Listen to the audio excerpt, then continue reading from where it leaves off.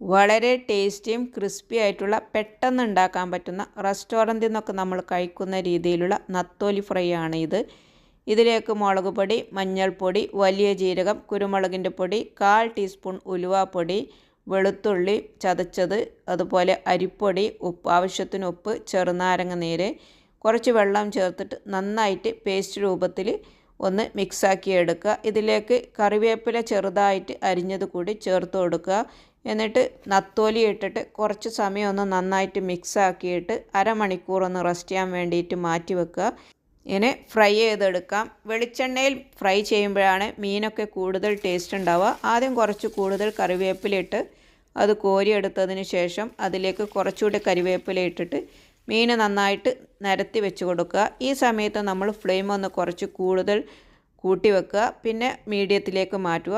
അടിപൊളിയായിട്ടുള്ള നത്തോലി fry ready.